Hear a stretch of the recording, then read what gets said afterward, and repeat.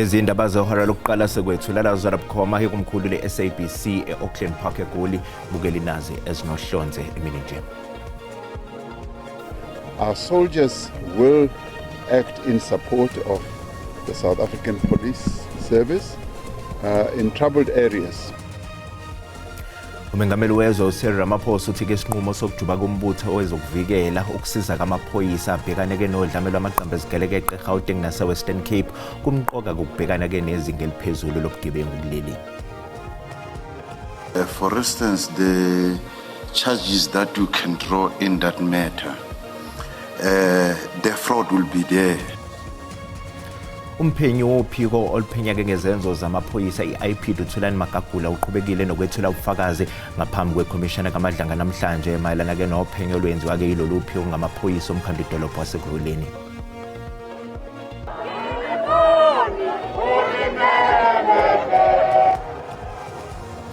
Izinhlangano zamatekisi athutha abafundi esifundazweni eGauteng izigcwele ke imigwaqo yaseGoli zihambisa uhlu lwezikhalo eminyangweni ke eyahlukene ke efaka phakathi nowezemfundo ke kanti ke le inhlangano zifuna ubuyiswe kamatekisi ashaqwe yiziphathimandla zomthetho. Ukuthola kube kwembukeli ngiyakwamukela ke ezindabeni ke zehora lokuqala ezingonqa phambili kanti futhi ke ezihamba phambili la ku-SABC 1 Mzansi for sure kanjalo ke na ku-SABC Lehigh igama lami nginguDawud Ngula.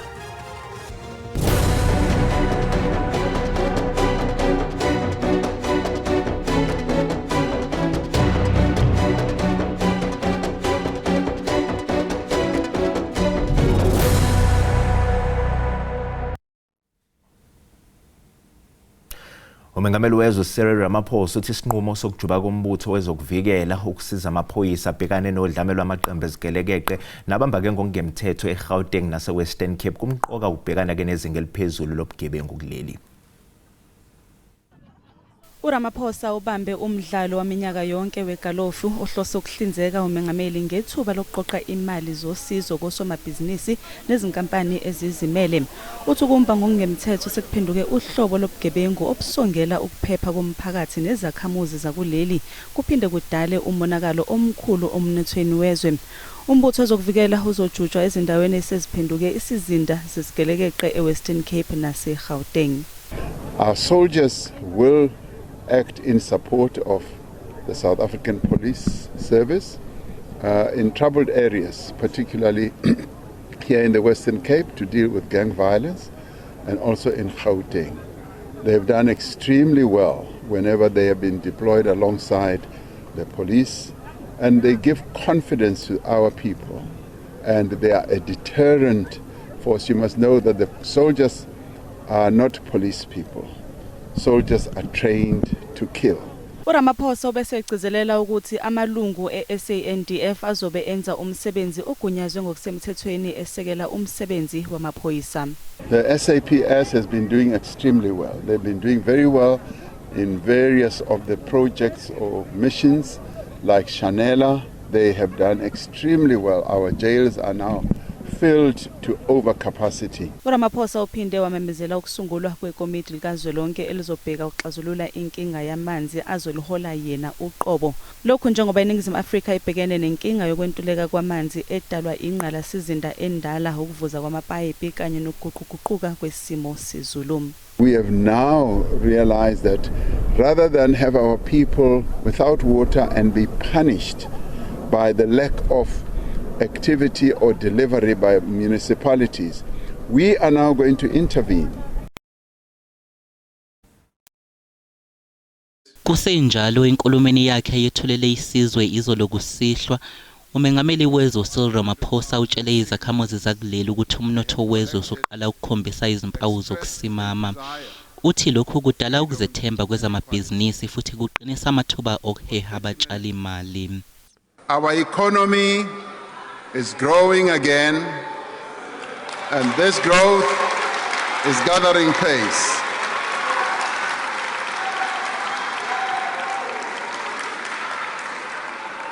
While we have experienced 4 consecutive quarters of GDP growth, we know that it has to grow much higher and much faster to meet our social and economic challenges. Umengameli uphinde waveza ukuthi izincomo ezizoqhamuka kukhomishana kaMadlanga zizosetshenziswa ukwenza izinguquko ezinqala emaphoyiseni. Uthi izikhulu zamaphoyisa sezizohlolwa indlela eziphila ngayo. The State Security Agency will revet the senior management of the South African Police Service and Metro Police Departments. The vetting process will include lifestyle audits as well. Kusenjalo ungqongqoshe wezamanzi nenhlanzeko uPhemi Majodina kanye nephini lakhe uDavid Mahlobo bajutshelwe umsebenzi wokuxazulula inkinga yokuntuleka kwamanzi ezingxenyeni eziningana zezwe. Amaqembu ezombusazwe aphawulile kulandela ke inkulumo kaMengameli wezwe Cyril Ramaphosa njengoba ke ethuleke inkulumo emayelana ke nesimo sezwe. Ameli icindezelela lokho esikuphawulile su-African National Congress ukuthi lo nyaka unyaka wokushintsha indlela lapho uhulumeni wasekhaya ezosebenza ngawo nendaba zokuthuthukisa umnotho waseNingizimu Afrika. Okukhulu futhi esikuthokozelayo ukuthi uchazile kabanzi lokho esesikwenzile wavuma futhi nalapho inkinga zikhona. We've set South Africa for the first time in 30 years on a path to beat foot and mouth disease through mass vaccination. We rolled out 2 million vaccines last year. We're going to roll out millions more now in the next coming weeks and months. Vaccines are now coming from all over the world. We've matched them with our virus strains, and we'll be taking the fight to foot and mouth disease on the ground. Also welcome the President's declaration of a state of disaster, and we hope this is now going to unlock the resources that we haven't had from traffic, from SAPS, from the SNDF, to help us with animal movement control, which has been a big challenge in trying to stop the spread of the disease. This was a waste of 7 million rand. He could have just sat in his office and did like he did in COVID times. There was really no point in us coming here to hear more of the same, more of the same. Intervention by the army in the areas where gangsterism has taken over the streets of our townships. And that is a confirmation that the South African police services have dismally failed. Siyayithokozela kakhulu inkulumo ethulo uMengameli sibona ukuthi uhlengahlengise isimo esilukhuni sokubaqala bheke emuva la sisuka khona nanendlela yokubheka ukuthi inkinga zethu zihamba zigcinephi. Into ebalulekileyo uMongameli uchazile ba imeko yohulumende wasemakhaya ikekele impela. Cha akachwanga ba ngenxa yantoni ngenxa ye-ANC nokuphatha we-ANC idilikile uhulumende wasemakhaya.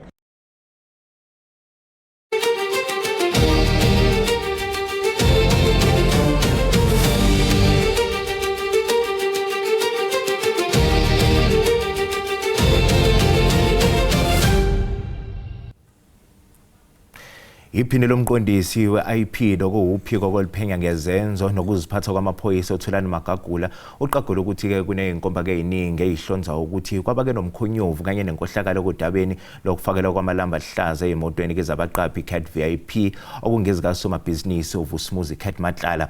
uMagagula ke uqhubeka nobufakazi bakhe phambi kwekhomishana kaMadlanga.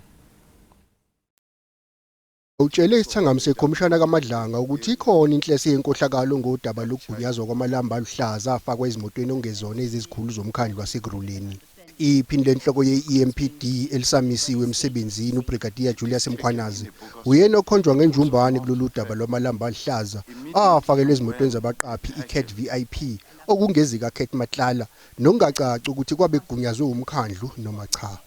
My question is, when you make recommendations, negative recommendations, do you not specify what charges they should put? You leave it to the client, be it the SEPS or the EMPD in this case? For instance, the charges that you can draw in that matter, the fraud will be there, misrepresentation, and then there is corruption, that is there. And also, immediately when the vehicle became the asset of the city of Ekurhuleni, if it is taken out of the city of Ekurhuleni, it must be procedural, which means now those assets which were in the register of Ekurhuleni now, it is taken in a bogus way. It also amounts to theft. How did it went back to to whatever company gets security. Abanye babahlaziyi baqagula ukuthi okuningi osekudalulwe ngesimo se-EMPD bekufanele ukuthi lolu phiko lwamaphoyisa omkhandlu selihlakaziwe. uMagagula uzophothula izithulu zakhe zobufakazi namhlanje.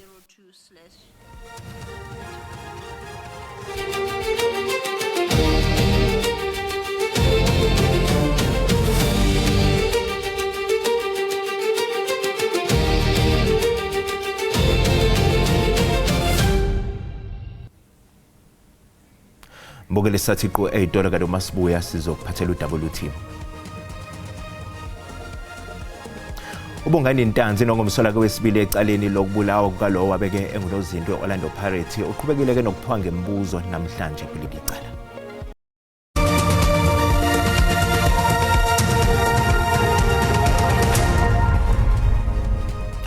Mbogela sikubingelele sikwamukela uma ngabe usanda ngeno dabeni oluphambili besibiko ukuthi uMengameli wezwe Cyril Ramaphosa uthe isinqumo sokujuba kombutho wezokuvikela ukusiza amaphoyisa abhekane nodlame lwamaqembu ezigelekeqe eGauteng naseWestern Cape kumqoka ukubhekana kenezinga eliphezulu lobugebengu kuleli. Mbogela sikhumbuza ukuthi lezi ndaba ziyatholakala ku YouTube na ku SABC Plus. Ngena kuzuzicinge ngamagama athi SABC izindaba na kanjani uzosithola ngomjalo bazo. Isicelo sikaNkabinde siphenya ngobuqotho bomqondisi wophiko lezokushushisa kwamacala omphakathi eSouth Gauteng Advocate Andrew Chauke esihleleke ePitoli siyaqhubeka nokulalela kobufakazi bayo ngumqondisi walolu phiko eNorth West uAdvocate Sello Mayima njengoba ke ephekwa ngembuzo ngummeli kaChauke uAdvocate Thembeka Ngqokayithobi. Namhlanje isicelo sikaNkabinde siphenya ngobuqotho bomqondisi wophiko leMPA South Gauteng Advocate Andrew Chauke silalela ukuphekwa ngembuzo kwayengumqondisi walolu phiko North West Advocate Sello Mayima ephekwa ngodaba lokubulawa kukaBongani Biyela noKhanyisani Buthelezi okusolwa ukuthi babulawa belele ngoLwezi ngo-2008. Now, what I didn't ask yesterday, but it is striking, is why is this brothers naked on a bunch of rocks? Most of the raids happened early morning when most of the victims were asleep. And as they were asleep, it's a condition in which they were sleeping. Yes. But in this particular instance, if I remember, the statement that we read yesterday,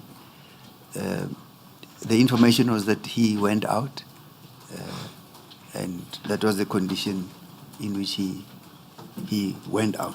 Yes. No, the crucial part is that he went out naked, went out of the house naked. That is correct, Council. Thank you. I'm sure other witnesses will explain why he would go out naked. Lesicelo siyaqhubeka nokulalela ubufakazi bukaMayema. It's clear that they say this. Namhlanje uKhanyo Calatho indodana kaFort Calatho wayingxenye ke ishoshovu ezabulawa ngesikhathi sobandlululo iCraddock 4 wethola kubufakazi bakhe ngaphambi kwekhomishana ephenya ngokugxamukela kwezombusazwe ekuphenyweni kwamacala eTRC ePitoli. Craddock 4, as they later became to be known, were 4 community leaders in Craddock, the eldest of whom was Matthew Goniwe, Stelo Mhlauli, Sparom Konto, and my father, Fort Calatho, who was the youngest of them. Ikomishana kaKhambe biqale yanxusa ukubichaze kabanzi ngeCraddock 4 indodana kaFort Calatho uLukhanyo njengoba yethula ubufakazi phambi kwayo. Indodana kaCalatho iveze nokuthi kwakuhlobo luni lomphakathi Craddock ngenkathi kubulawa bona labaholi bawo lomphakathi. Craddock was named as a liberated zone.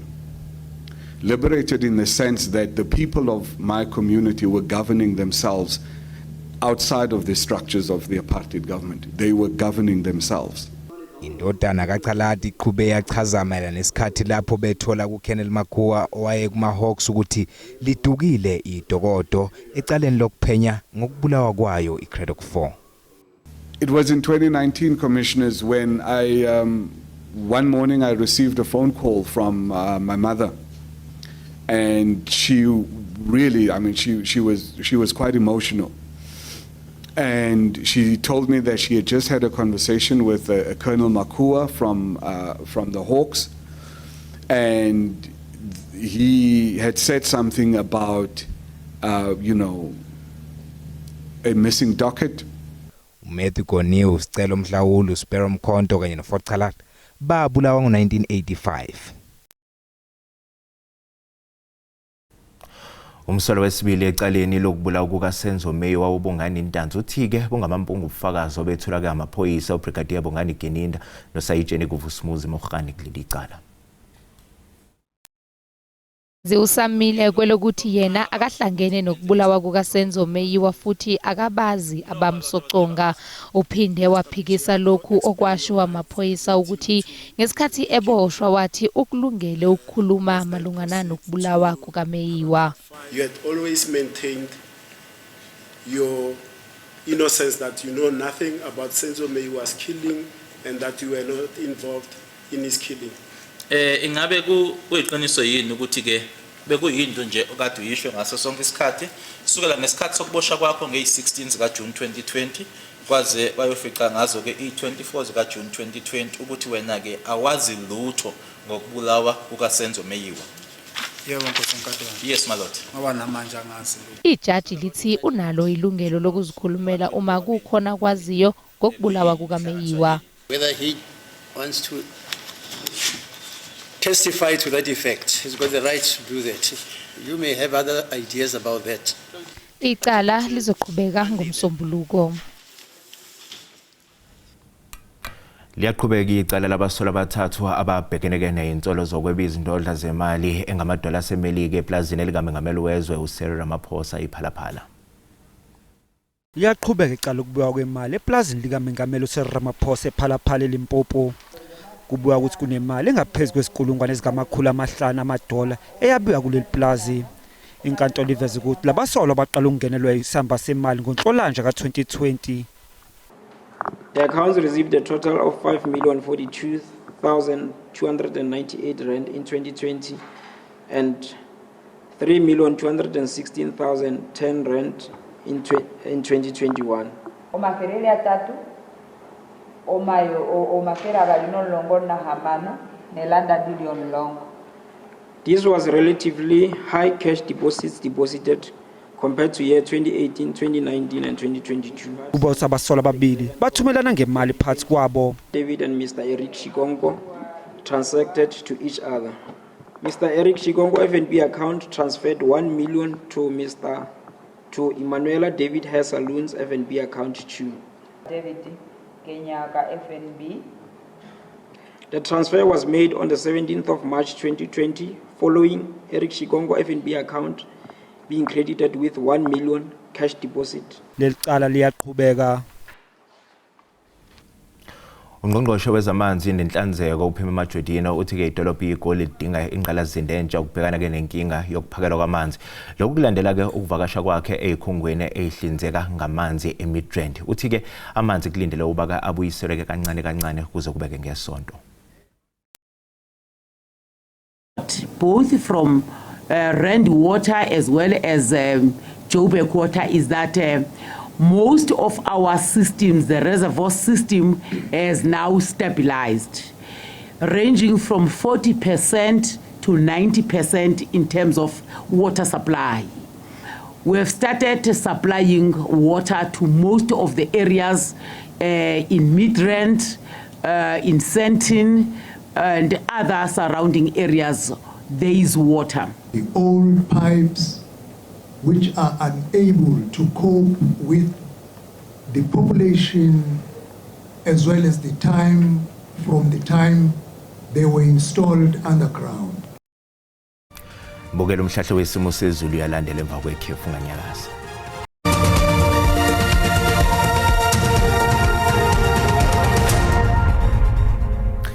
Izinhlangano kwezamatekisi athutha abafundi esifundazweni eGauteng zigcwele ke imigwaqo yaseGoli zihambisa uhlu lwezikhalo eminyangweni ehlukene efaka phakathi ke owezemfundo. Le inhlangano ke zifuna kubuyiswe kwamatekisi ashaqwe iziphathimandla zomthetho kuphinde ke ukhishwe ke izimvume zokusebenza. Njengamanje sixhumana ke nentatheli yeziko lezindaba ze-SABC uCalvin Wawadludla. Cebisa asikubingelele sikwamukele indabeni zasemini. Ngabe ke zikhala ngani le inhlangano zamatekisi kulolu hlu lwezikhalo?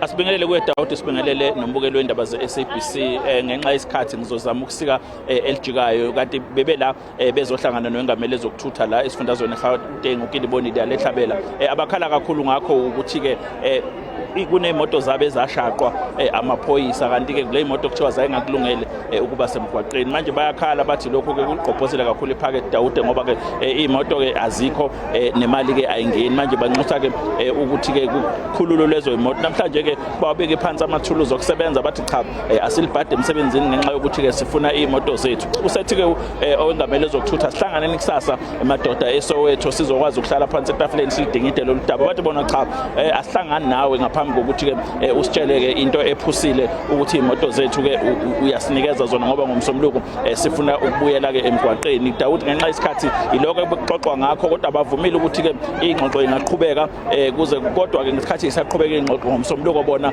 angeke benze sifana namhlanje bazobuyela emsebenzini. Sibonga kakhulu yona ke intatheli yeziko lezindaba ze-SABC uCalvin Dludla. Mbukeli sisibeka lapha bese kuphathela zona emini nanku umhlahlo wesimo sezulu. Usale kahle.